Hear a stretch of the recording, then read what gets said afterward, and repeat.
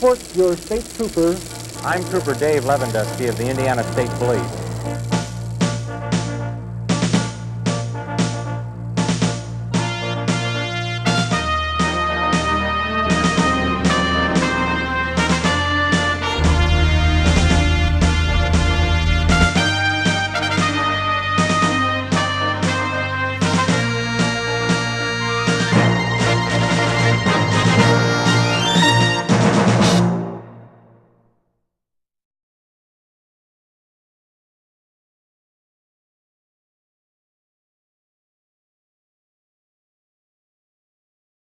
Can you give me your first and last name and your PE number? Darwin, first name, D-A-R-W-I-N, Harris, last name. PE number 400. And where are you from? Indiana, Where in Indiana? Rockport. Rockport. I was born and raised there. That's right on the Ohio River. And while I was there, Dad bought a farm. He set us three boys down at the table and said, I want to know who is going to be my farm hand. The oldest one and the youngest one said, no, we're not farm boys, we don't want no part of it. He turned and looked at me. He said, I guess you're my farm hand. I'd done it for 9 years. 4 o'clock in the morning till 9 o'clock at night every day. But that was a long, hard deal. Mm-hmm. But I enjoyed it, and it was all paid for, and they was very nice to me. I couldn't complain about anything he done. When did you join the Indiana State Police? After the war, because I was in California. They notified me I was still living in California, working out there in a mental institution, nursing home. I got word that they was planning a school the next spring. I gave everybody notices and I left out there. We came back to Indiana. Why did you join the Indiana State Police? I liked what they were doing. It was good money. Do you remember what the hiring process was like for the Indiana State Police? Yes, very rigid. And they were looking for just certain type people. You had to be at least 5'9", no more than 6'4", 6'5", I forget which it was. But it was all set up, the program. Do you remember how you were notified about being accepted into Academy? I got a telephone call from one of the majors, I can't remember his name. And he told me that I had passed. When I first contacted him, I was back and forth to California. And they says, whenever we get his class ready to go, we'll have you come back, get a physical, and we'll do some more checking on you. How long was Academy? 12 weeks. It's changed now. It has. What was a typical day like at Academy? Long, hard lectures, always something to do, and you didn't want to miss any part of it. Do you remember some of the classes that you had to take while you were at Academy? No, ma'am, I do not. I do not. Did you have any difficult times while you were at Academy? No. No. The only bad thing that happened, my wife was pregnant. Every weekend, I took off Southern Indiana. School was then at Bloomington University. I'd run home, be with her, see if anything she needed or she was doing all okay. But that was my weekends. Where were you first assigned? Dunes Park. So completely other side of the state. Clear to North End. What were your first few years like on the road? I was so busy, I don't know. I truly don't. I can't tell you other than we were on a 10-hour working day, 3 days off a month. If you were called out on one of your days off, you lost it. They all wanted everybody to be the same. And it was quite an operation. What were some of the responsibilities you had at the Dunes Park Post? A little bit of everything. I was primarily the only working man they had. The other two, I've trained them. I got done with them. I went in the post. Mark Nelson was our lieutenant. I said, Mark, if you don't get rid of those guys today, you're going to be sorry for all your life. If we'd come in and give a bad report, he would just ship home. No more talking to. Mm-hmm. Well, one of them did finish school, stayed on, never got out of the classroom. I don't know what he had, but he was too lazy to work. Mm-hmm. I'm sorry. I'm sorry I said that. It's all right. But it was actually the truth. What were the uniforms like when you first started? They were all good uniform, except they was full 100% wool. Mm-hmm. Eat you up. And then we went to short sleeve summer shirts. And that was nicer? Oh, yes. Mm-hmm. But it was wool, too. What was your first car? 52 Chevrolet. What did you like about that car? Nothing. It was a used car. Mm-hmm. It was automotive strike. It had, I don't know, 60-some thousand miles on it when I got it. I blowed the engine up one time. I was going to a personal injury school bus tractor trailer outfit. I got there, I had to turn. When I turned, it died. I turned the key back on, the rods were out. I said, okay. I told the radioman, I said, you just be quiet. I'm going to tell you exactly what I need, what I have to have. I don't know how long this thing will hold up together that I can even use it. But I wanted a wrecker for the tractor trailer, a wrecker for the school bus, and a tow end post when I got everything all done. What was your first promotion? Corporal. What responsibilities do you have in this new promotion? I was on truck detail, mm-hmm. and I weighing trucks. Did you like doing that? Yes. I was looking down the road for the future, mm-hmm. because that was a good deal and a lot more money. You know what? My pay as a lieutenant was $1,000 a month. That was $12,000 a year. Ooh, that's nothing. My pension was more, mm-hmm. when I retired. When did you become a lieutenant? I don't know exactly when it was, but mm-hmm. it was near my ending 20 years. What responsibilities did you have as lieutenant? Weighing trucks. Weighing trucks. So you were in charge of that division? Right. Mm-hmm. Were you assigned to any special details, such as the Indy 500 or the State Fair? 500-mile race, mm-hmm. 10 times. I went back and forth 10 times. I enjoyed it. Where were you stationed during the Indy 500? Directed people in and out of the racetrack. Mm-hmm. And what did you like about that? I didn't like nothing. We'd go to work at 4 o'clock in the morning, get done about 8, 9 o'clock at night. Mm-hmm. And from 4 to mid-noon was 8 hours.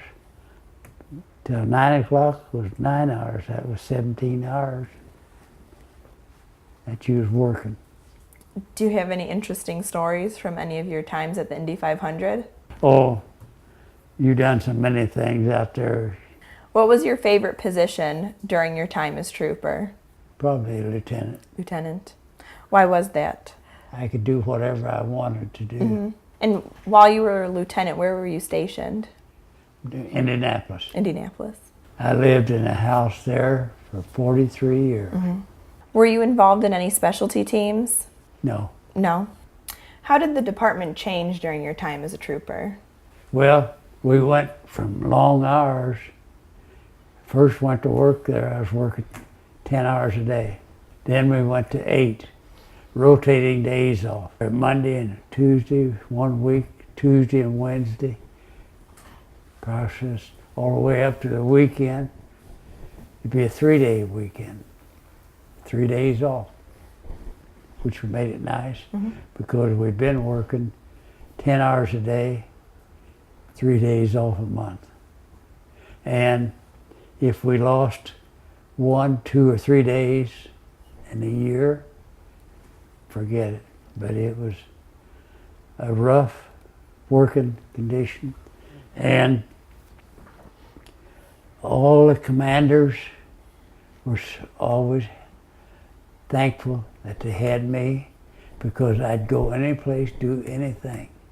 A lot of people would say, no, I don't work in that piece of country, don't want no part of it. Okay, you give it to me, I'd go. But it made everybody happy. What changes did you experience during your time as a trooper? So new technology, changes in policing, anything like that? There was a lot of changes in positioning, working hours, and you had a particular day you'd work and do anything you wanted to, which let us get out with the public. Do you remember starting to use VASCAR? I never run a fast car. No. They said I didn't need it. I had enough speeding cars in the program that I could get by with it. Now you've donated something to the museum. You donated a seat belt that was in one of your cars. Oh, yes. Can you talk about that a bit? Yes. My wife was taking care of 2 little boys. Their father run I forget what store it was. It was an automotive store. He came out there one day to pick them up. He said to me, he said, I've got something in my car I want to show you. I said, let's see it. He went to the car and he had an ad, seat belts. I said, where in the world did you get this? He said, it's brand new. This is the latest sales book I've got. You want one? I said, yes. I can get by with one. And he said, I'll order it. I'll let you know when it comes in. You bring your car up and get out of there. He put the belt in. And I went to a big inspection after that. And O'Neill was the superintendent. And he says, call me back. He said, where'd you get that? I says, O'Neill, none of your business. He said, well, I guess I got told. I says, no, your policy is I can't accept anything. And I don't know where it come from. He said, you got the right idea. So he put it in. And end of the year, I was getting a new car every year because I drove them so hard that they wouldn't last. But it was a good deal. I had good cars. Oh, and one time they come up with Mercury's. I had a private car, a Mercury, and I tried to get one of the state cars, Mercury. No. I said, okay, I'll get by. But I went to the shop, Mercury dealership, to pick up Major Wasson, who he had a Mercury and it was being worked on.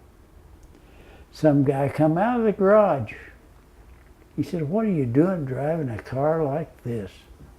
It was a Plymouth. I hated it with passion. But I didn't like it.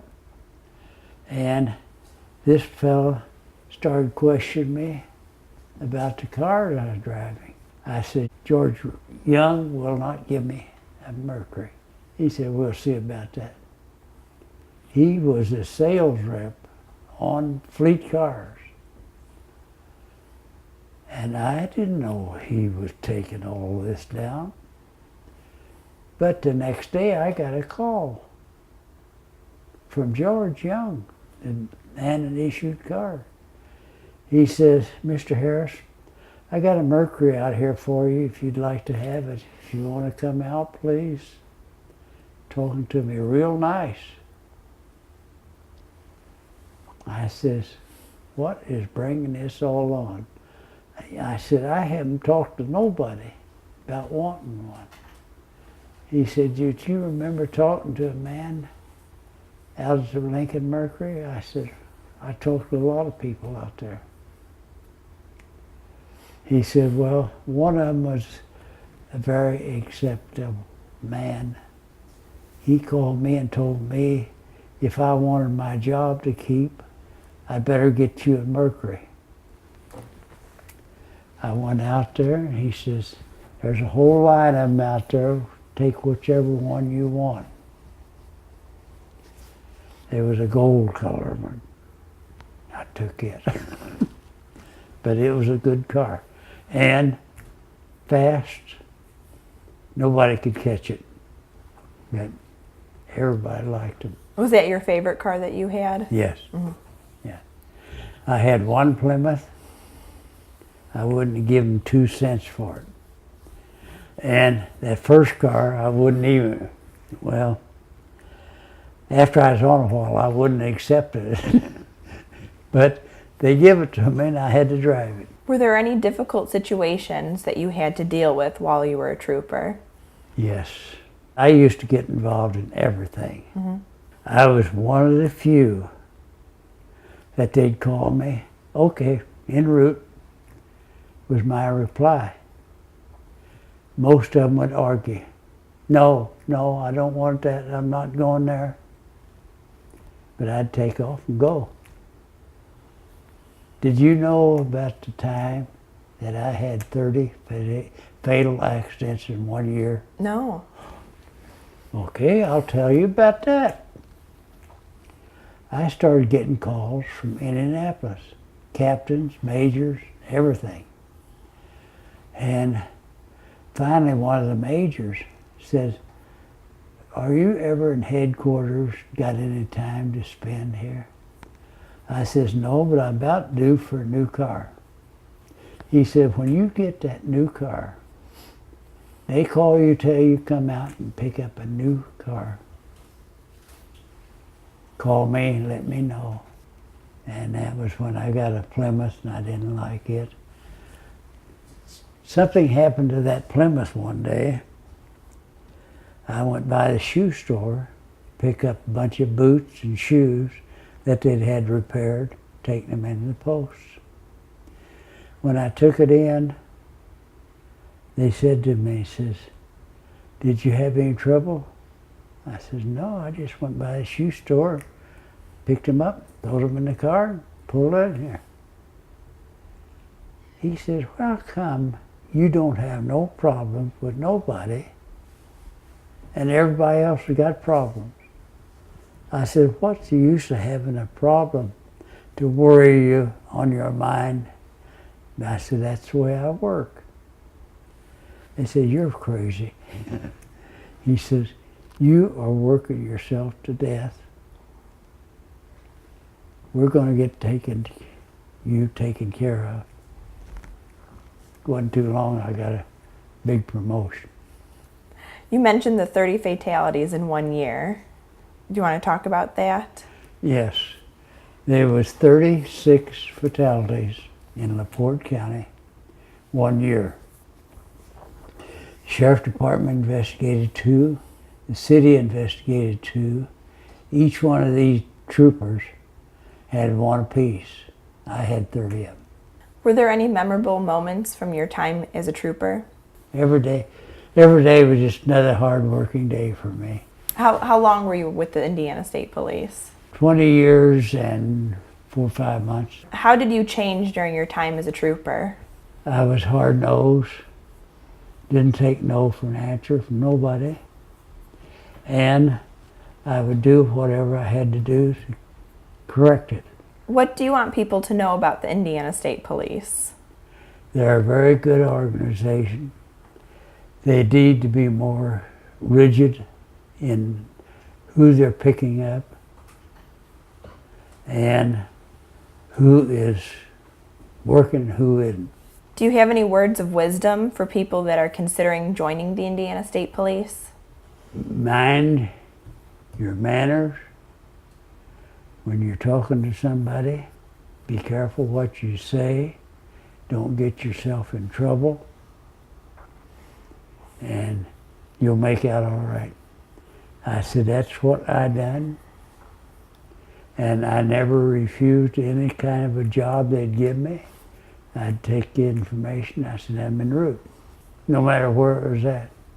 Many a time I had been called after they'd called other troops. I'd go to Winnemac. That's clear out of the district. It was still in Dunes Park District, but I had to go out of LaPorte, through the Knox County, through that, into Winnemac. I was running all over. So before you joined the Indiana State Police, you served our military during World War II. So which branch of the military were you part of during this time? Navy. Navy. Were you drafted or did you enlist? Drafted. Drafted. Why did you pick the service branch that you joined? I did, so to speak. They had 3 officers, Army, Navy, Marine Corps. When you went through everything and you're ready to walk out the door, get in the bus to go back home, they'd say, what branch of service you want? And I had been watching where several of the friends of mine were on taking the Army.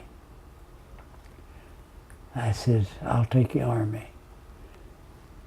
A great big tall guy, Navy outfit, tapped me on the shoulder. He says, I want him in the Navy. I said, okay, fine with me. I got the Navy. When were you drafted? The month, day, and year, no. Was it 1943? Yes. Mm-hmm. Yeah. Okay. Yeah. Tell me about the training process.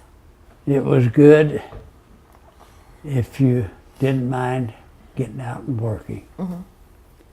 But a lot of the boys, they'd tell them to do push-ups. I can't do push-ups. Something like that. But I done the best I could with everything. Where were you stationed? I was stationed on the battleship Texas. Do you remember arriving at the battleship Texas? Yes. What did you feel? Do you remember how that experience was? I said, well, what kind of big old tub is this? I didn't say that out loud, but that's the way I felt about it. But everything was okay. What was your job assignment? First job I had was painting this warrant officer's stateroom. They signed 2 of us down there to clean it up and paint it. He was on vacation. In a little bit, this officer that took us down there come back, and I looked back at him. He's standing there shaking his head. I said, is something wrong? He says, can you do this by yourself? I said, you give me time, I can get it done.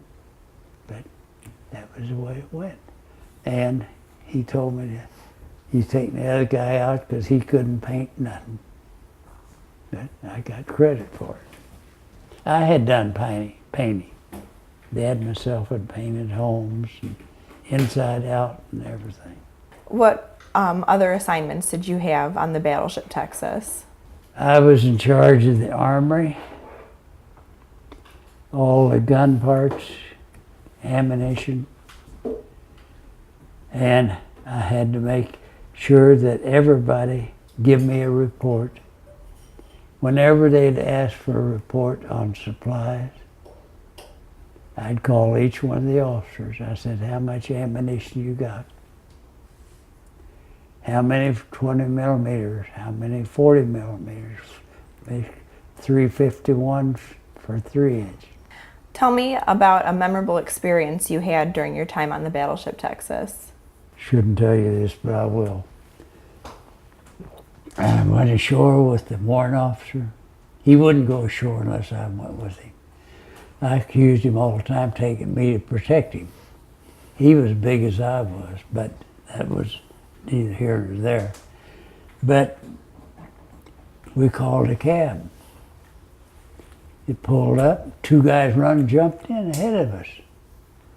I looked at him, he looked at me, shook his head. And he said, I'm going to the other side, I'm going to get him, you get this one. I reached in, got him by the neck with one hand. He said, that hurts. I said, I don't feel a thing. Get out of there. I pulled him out, took him to the back of the car. He said something else to me. I hit him, knocked him out cold as a wedge. He got his out, looked down. Well, I guess I better do the same. He hit his, dropped him on top of the other guy. Tell me about the battleship Texas. What do you remember about it? It was a great old ship. Mm-hmm. And it needed a lot of repairs. I got back on it one time, I was on vacation, and it was really bad shape, but we got it broke in, repaired, so it wasn't leaking water from the bottom up, but we had it all taken care of. Were you awarded any medals or citations? No, this is the only medal I ever got.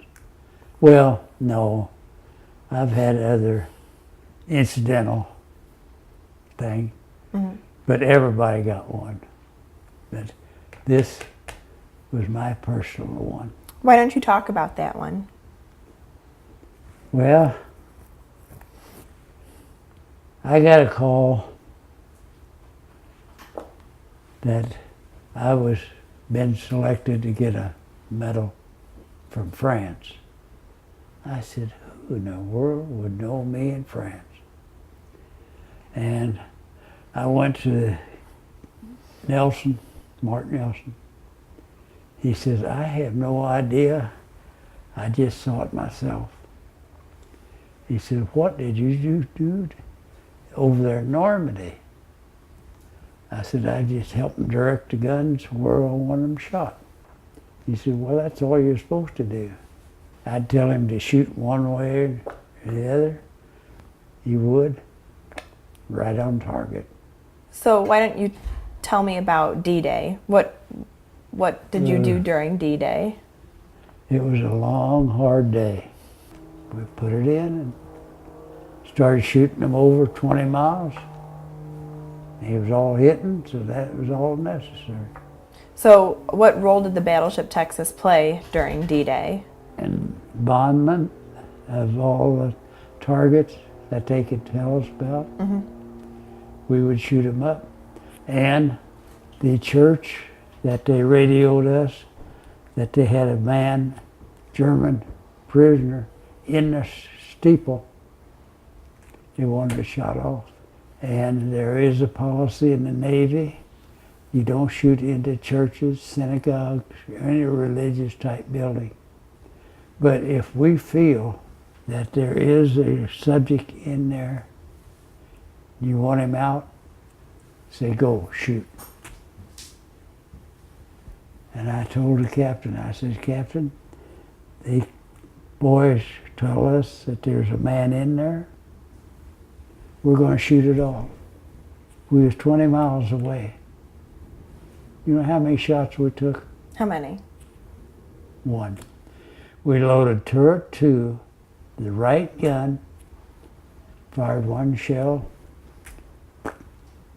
steeple came off. That was a church steeple that the American Rangers radioed us to knock it down because they had a person in there spotting the troops 20 miles away. This medal was given to me by the French government for my participation in Normandy invasion. November the 11th, 2015. What's the title of the award that you received? Legion of Honor. The General Council, France, honoring American veterans of World War II. The certificate of special congressional recognition presented to me, Congressman Rick Nugent. This is a war memorial to no end. Your rank is on that book. Can you tell us what rank you had on the battleship Texas? Gunner's mate second class. This is a better picture of the Texas than what they had. Mm-hmm. This was taken in '45. We was out in the South Pacific someplace. I have no idea. I don't even know who took it. That is me standing there. These are wounded Rangers that they're bringing in on gurneys in the basket. And that was off of Normandy. So which one are you? The tallest one there is me. Those are all the the men on the ship from Indiana. Right. This is all the boys from Indiana that was on the Texas. This was after the war was over that they took this picture. And I said, well, I wished I'd known this when I first come on here. Because how many men were on the ship? 1,500 enlisted men. So what was the atmosphere after D-Day? How did everyone feel afterwards? They felt like we'd done a good job because everything that we had was putting into it right where they wanted it. That's what we got. Did you feel any pressure or stress during or after? No? It was just something to do. Mm-hmm. Tell me about your time in the Pacific. You don't have the continuity like we had in the Atlantic. What did the battleship Texas do at Iwo Jima and Okinawa? We fired one shot after the other at Iwo Jima. Mm-hmm. It was continuous. And we would shoot daytime. Shot 3 times at Iwo Jima. Not 3 bullets, but 3 days. We'd go out at night, catch a supply ship, put new guns on it, or new ammunition. Go back next day and start shooting again. It was a long, hard battle. Mm-hmm. And the Iwo Jimans that was on that island, there was something like 5,000. You know how many prisoners we got? You don't know? No. One. One. They were all killed except one. And he survived. And he would slip out at night and go through the galley and pick out whatever food he could find, go back in his hole. And one of the men reported, there's somebody coming out at night from up on the side of the mountain, going in and getting garbage, what it was. And he said, I think we ought to try to catch him. I said, okay. You tell me which direction he comes out, where he goes. I saw him walking back down with an extra man, and this guy was a slow boy. He didn't like it because he got caught. Mm-hmm. But he was the only survivor on Iwo Jima. Do you remember when you got to finally leave the battleship Texas and go home? I had a 30-day leave. Mm-hmm. I came home latter part of November. It run up to almost the end of December. I had been home, I was on my way back. We was out west of Iwo Jima.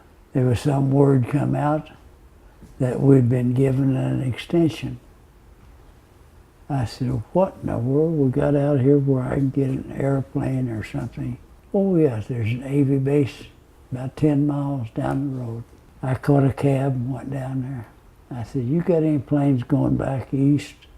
Oh no. I said, don't worry about it. I'm going on to San Francisco.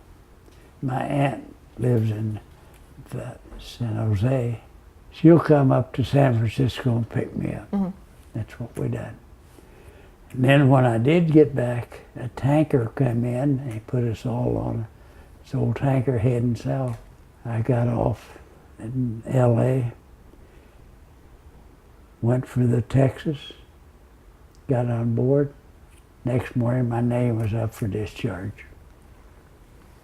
So I took off and come back. What did you do afterwards, after you were all done with your service? Well, I went home and I told my dad, I said, Dad, I'm going to relax, do nothing for a week, 10 days. I said, then if I decide to go to work someplace with you, I'll come to work. Or otherwise, I won't go no place. And I was home about a week. I called him up and I said, Dad, what do you got going? Told me where and when. I went to work next morning. So why don't you tell us about this piece that you have right here? What is this? This is part of the battleship. The main part, this piece of metal, is part of the first metal that's put on the ship. This we would call the keel metal. It's right off the keel of the ship. You can see how thick it was. Mm-hmm. These big rivets. And the wooden, that's the deck. That's the main deck on the top side. What about this flag? Can you tell us the significance of that flag? That's the flagship of the Texas. Mm-hmm. That is it wasn't in this container. I bought this in LA. I took the flag in with me and he mounted it in there. That's where it come from. So it was flown on the battleship Texas? Right, mm-hmm. Right. It flew one day on the Texas. Is there anything else you want to share with us about your time with the Indiana State Police or your service during World War II? It was all good. I enjoyed every minute of it.